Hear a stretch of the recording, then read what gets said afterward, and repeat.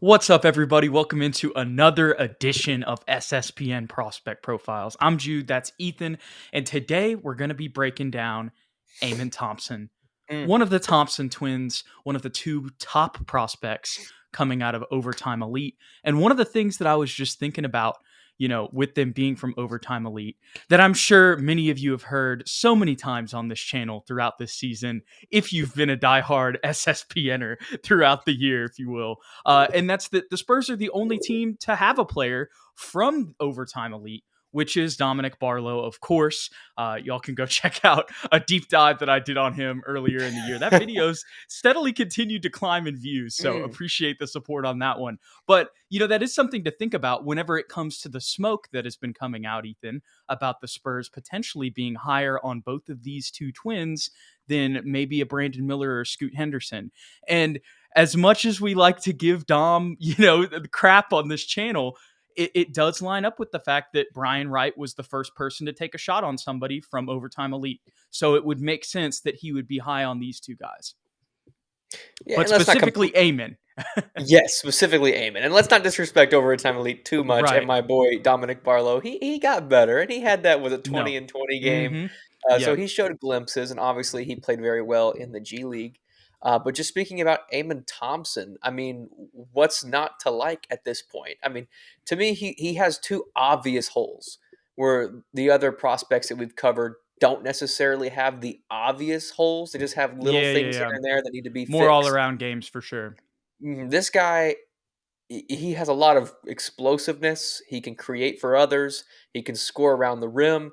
But the biggest flaw that everyone will talk about is his jump shot. I think he shot like 22% from three. I think he may 25. have bumped it up. Yeah, he may have bumped it up to 25 or so. But what impresses me is he shot 52% on all 2 pointers. And in the playoffs, he averaged 17 points per game, 7 boards, and That's nine the stats. assists on 1.5 steals a game. And in the regular season, he averaged 2.3 steals per game. So he also has that ability, kind of like a Scoot Henderson, to be that free safety type defender, hands in passing lanes, very quick reflexes, can get out in transition, and that's where he's most effective is in the full court. Where at 6'7", 200 pounds with a 6'9" wingspan, he can finish with an explosive array of athleticism. He can dunk, obviously. Like if you watch Amen Thompson highlights, 95% of them are going to be fast break dunks or coming down the lane, hop step off 2 feet, and just throwing it down over the help defender. Because that first guy has no chance, Jude. Coming off pick and rolls, he's so quick. He has an amazing first step, and he can take off from in basically 1 foot inside the free throw line. He's going to dunk on somebody. It's kind of like Ja Morant bounce, where it's almost like he's gliding. It's so effortless.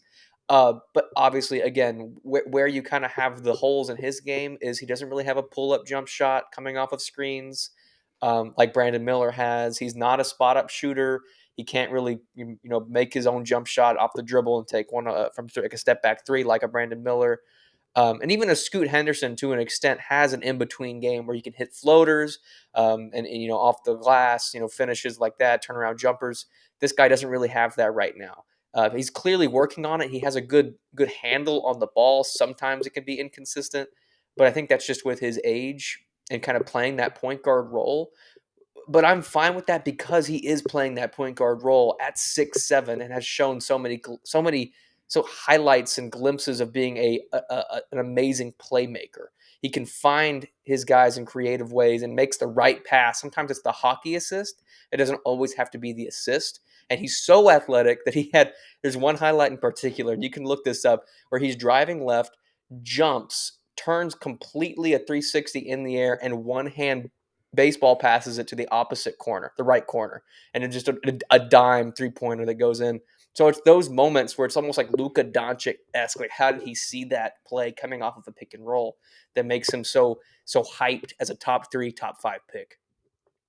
Yeah, Ethan. I mean, you covered so much there, and all of it I think was right on the money. I'll just dive into some of my notes that I have here too. The first thing I wrote down is speed is crazy Mm. because, like you said, that was the first thing you led with. When it comes to him off the dribble, like you said, it's going to demand two people because he's just so quick. And, well, I want to stop myself here because I think there's something that we need to address before we kind of get into all of this.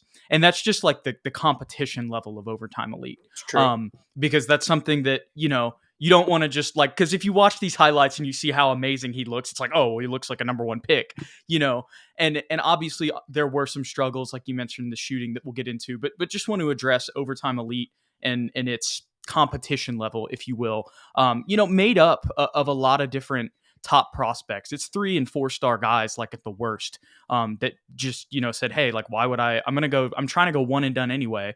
So, and some of them did sign 2-year deals, like the Thompson twins, similar to Mm-hmm. Scoot, and London Johnson, for the G League Ignite.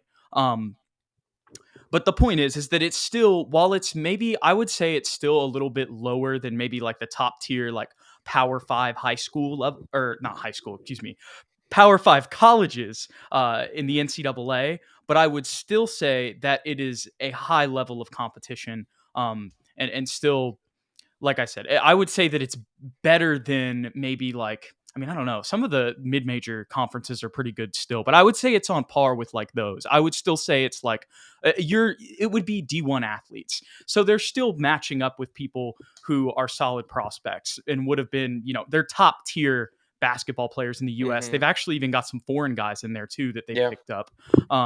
So while it may not be, like I said, it may not be the just the greatest level of competition. It's not the G League. It's still not horrible. So like what they're doing, they're still doing this against talented kids and kids who would have been on D1 rosters, probably Power 5 rosters as well.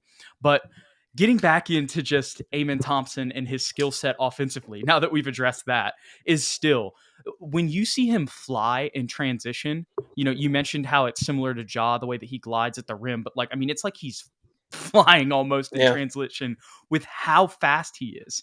The next thing I wrote down was seems like a problem off the bounce, and that's just, it ties into exactly what you said. It's like that poor person that's going to be having to guard him. Like if he can just get a little bit of outside leverage where he's on like the left or right of them off the dribble, he's going to go past him. And that's going to cause them to have to draw two. We were talking about this in the Scoot Henderson video. That's the big problem with Trey Jones right now when it comes to the Spurs offense, is when he penetrates, he can't draw two.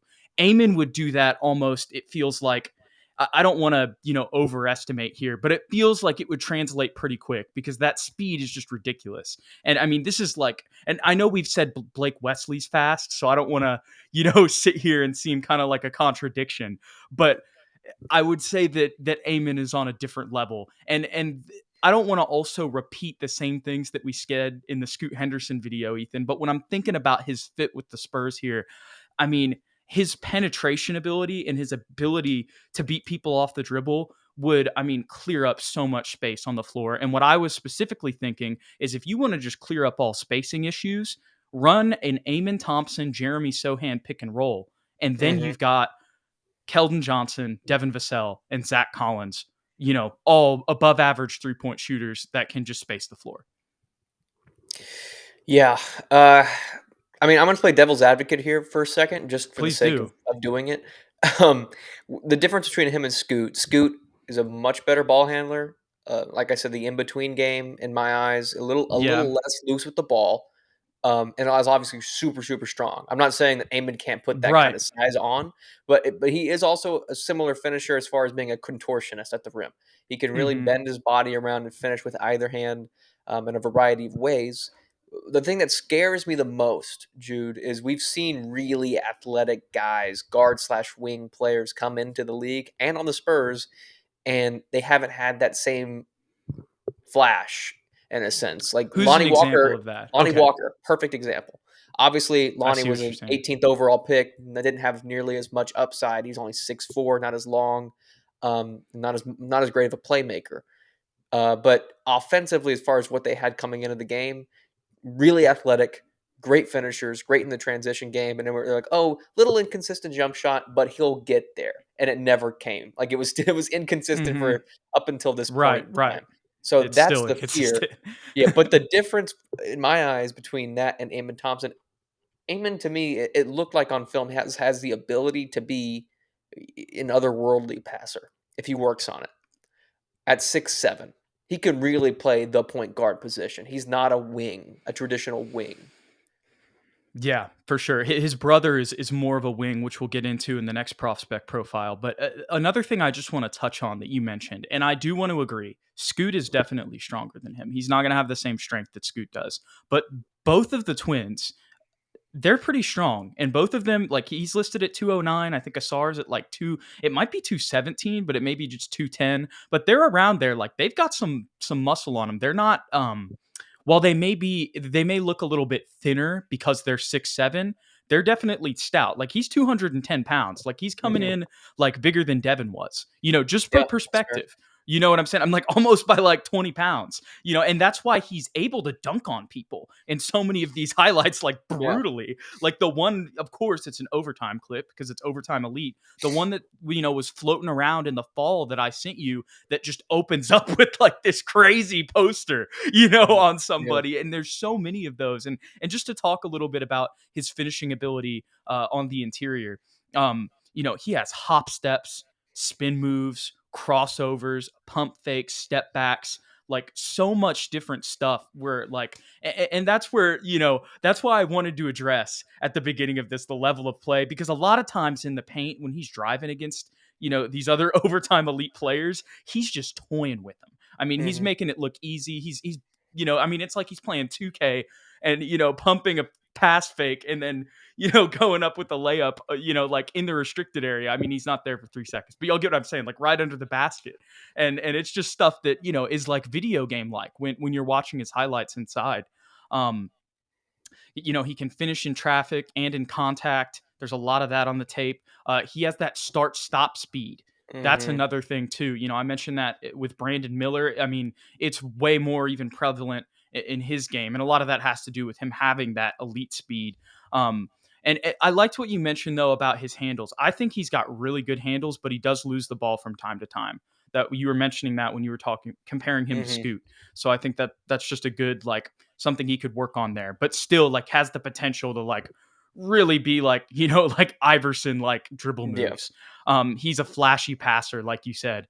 You said he has the potential to be otherworldly, and I get what you're saying because the way that he can contort himself when it comes to his passes, driving to the rim, it's stuff that we haven't even seen just to be and I know that once again that's against overtime elite competition, but that's what's on the tape. I mean, it's really impressive stuff, like regardless of the level of competition, just the fact that he was able to do the type of stuff, like make the type of passes that he can make while he's driving, on top of some of the finishes that he has, all of that is very hard to overlook. I mean, he's got no looks, dump offs, lobs, lobs from cross court, like you said, one-handed passes midair cross court to corner. It sees the floor really well, has really good court vision. Um, he can create in traffic and weave passes through the defense. That's the other thing. I Yeah, I saw saw him. with his playmaking highlights, the way that he was able to like, it would be like there'd be three players in there and it'd be like, that's not a pass that anybody would make, but he just zips it in between to the corner or, an open shooter on the wing. So that was really impressive too. And I think that has to do with his ball speed while he's passing. And if you're able to like zip passes off one hand, you know, um, that's a little bit of a testament almost to his strength as well, Yeah, a because I little mean, bit. you got to be in the weight room to to make because if those passes aren't as fast, they're going to get tipped in those passing lanes. And we can talk about his defense a little bit here in a second, but just talking about all of that, we mentioned Ja a little bit, and I know we mentioned him with Scoot, so I don't want to sound like we're completely repeating ourselves, but I think a really good comparison, Ethan, Mhm. Shea Gilgeous-Alexander without a jump shot. Mhm. Like that, I put Ja and Shea. Like that's a mix, obviously, but a lot of like when it comes to the passing ability Yeah, and his defensive ability, it's so similar to Shea. I know obviously Shea is a much better shooter than him, but when it comes to just their playmaking and their defense, there's a lot of similarities. that's very fair in those two aspects. I've been trying to figure out of It's a also guy because they're that both size, 6'6", 6'7". That's another reason why I have that comparison. but I feel like Amen is just way more explosive. Like Shea He is is really very true. skilled offensively, but He's Amen is much more of just a shooter. yeah, much more of a shooter. He's got great footwork. He can score at all three levels, but he's not Hmm. jumping from the free throw line Right. and throwing on top of somebody. So For it's kind sure. of hard to find a comp. This one just came to mind, and people are going to give us crap for it in the comment section. I Okay. can already see it, and I hate even saying it, but Okay. offensively, just how cat quick he is and how athletic he is reminds me of a young college aged. So no one jump on me, Michael Jordan, because Michael was really just a transition athletic monster in college. He really didn't have a jump shot. He wasn't really Okay. playmaking back when he You was might know playing with more than I Elgin do about Baylor him at North Carolina, but in North Carolina. Back like while he was playing with Elgin Baylor, was it and I Elgin know Baylor that also just to clarify for you, Ethan, or was it because I know James Worthy? people are probably thinking this. You do not mean that he's going to be Michael Jordan. You're No, just saying that like I kind of I see what you mean as in like he was very bouncy and was much most of his scoring was in the paint. I meant to say James Worthy. By the way, Michael Yeah. Jordan did not play with the '60s forward Elgin Baylor. He played with James Worthy. Excuse me for saying that. Look, 2K mixes up the years. I get those two swapped all the time.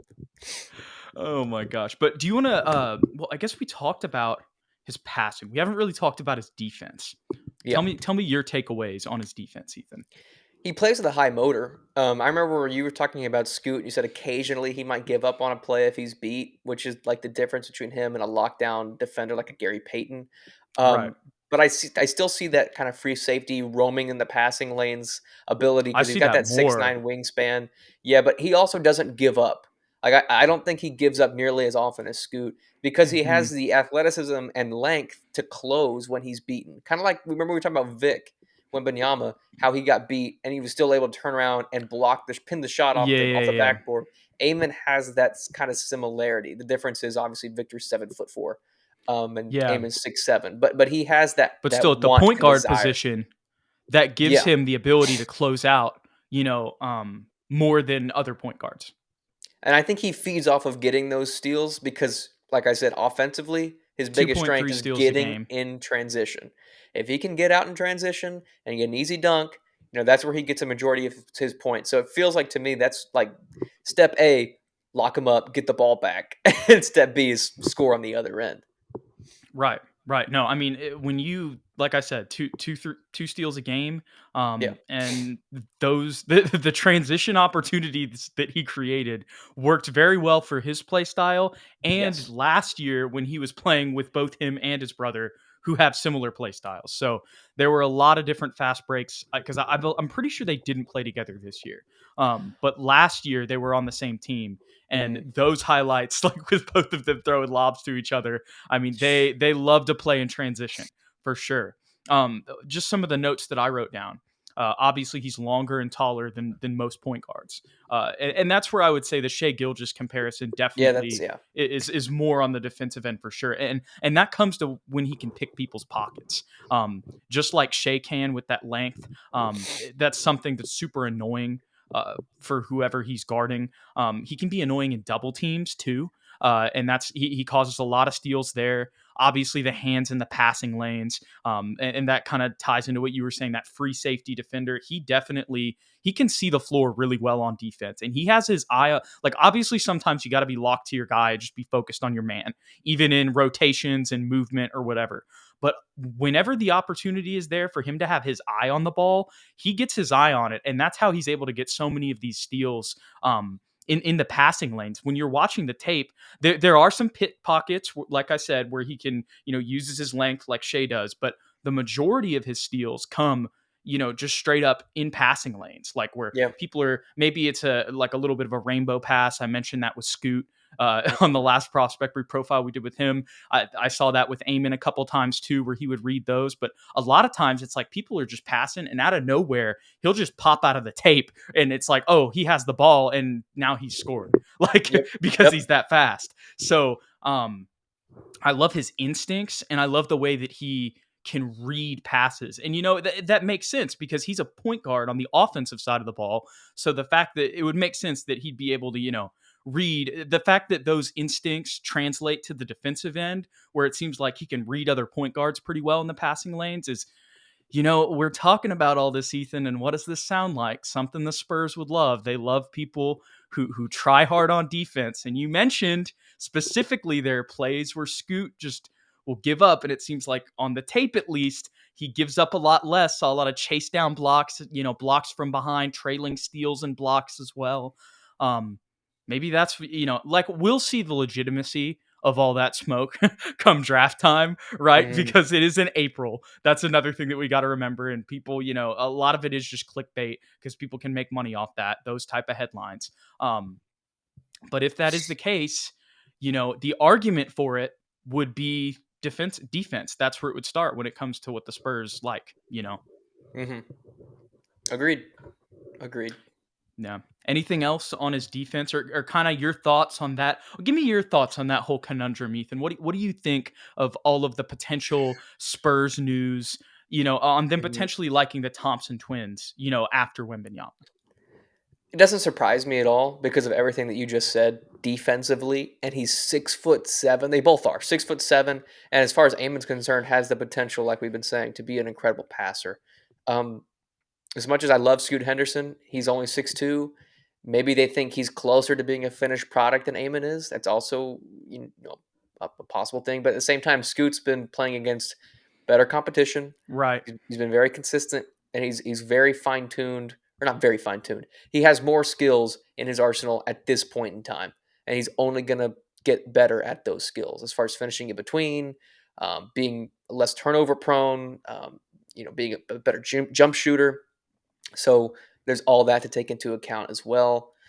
But the Spurs always surprise us, man. It never seems to like That's so true. go one way or the other. Like it's never like okay, they're always going to pick this lane. It's like they go back and forth. So I wouldn't be surprised if we slip to 3. I could see us picking Amon for sure because Hmm. at that point it's either going to be Brandon or Scoot, like one or the other. At 2, well, even then, I just kind of ruined my argument. I don't know. I don't know. To be honest with you, Jude, I really don't know who we would end up picking because they all have their warrants, and their flaws. Um, it's Well, crazy. you I you don't know. answered my question though, Ethan. I was just asking what you thought of kind of like, potentially the Spurs viewing the Thompson twins Yeah. higher than a Brandon Miller or a Scoot Henderson. And you were talking about playmaking and defense. And Yeah. when you think about, and then obviously you've got the finishing ability too. And the Spurs have fixed so many jump shots too. Like True. they're probably like, what, he'll be fine. Like, and they probably think about it. Look, if they could get it to where Trey is right now, with Amen Thompson's finishing ability, like Yeah. you know what I'm saying? Like that's I really am. I all do. he needs to. That's all he needs to be. And that's another thing. We can finish off with this.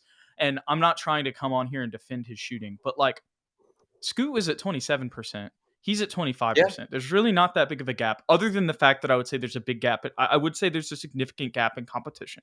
I do Yeah. want to say that's key.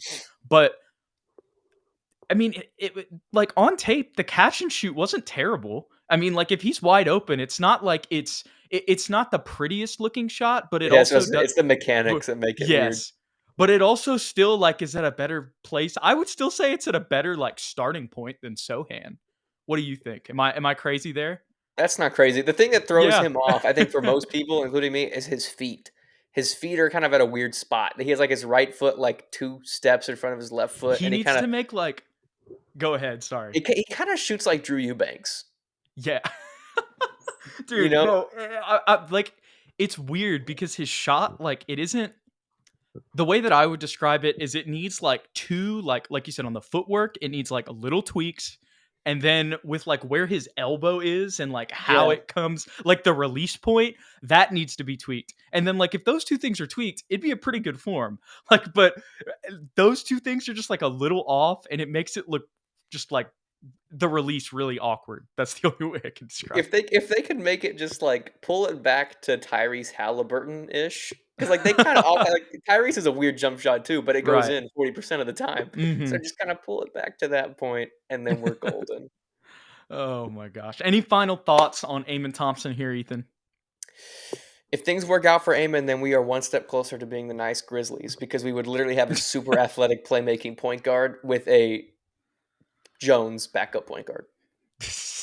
This is the other version of the nice Yes, Grizzlies. There's two there two are two versions. options, two versions, and it's with Amen or it's with Scoot. Oh my gosh.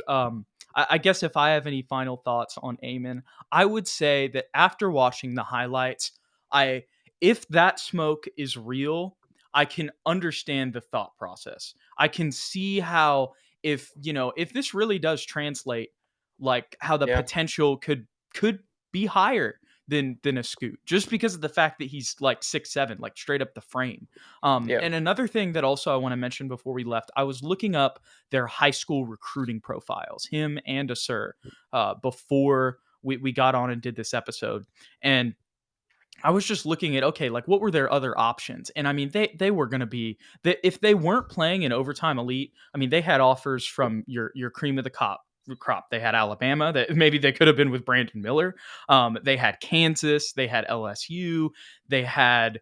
I mean, I'm forgetting. The point is, if you've got Alabama and Kansas, I think you get what I'm saying. Like you yeah, basically they could have gone wherever they wanted to and played big Power Five ball. I think probably at the end of the day, what it came down to them was, okay, there's some NBA coaches here at Overtime Elite. We can play our senior year of high school here, which will still be a higher level of competition than high school, and then play our freshman year of college there and get paid instead of just yeah, doing one and done and having to go to class and stuff. Like, and that's what a lot of people are doing now. Like we saw the Texas commit recently, who was a 5-star point guard, just ended up deciding to go to the NBL, like RJ Hampton and LaMelo Ball. But I think that's a key comparison there. Like, you know, like he can you go can go either to the way. NBL, but and not to say it seems like RJ Hampton's actually coming along a little bit more, but he's very much going to be like a role player, like Yeah, at best. You know what I mean? Where for sure. LaMelo will be a star, but it's like that's maybe where it doesn't work out for these type of leagues. But I feel high on Amen Thompson, and I can see if that is the case, if all those articles are real, and Brian Wright really does see those guys, ahead of Scoot, and Brandon Miller. I can see the thought process. That's what I can say after watching the tape. Very fair.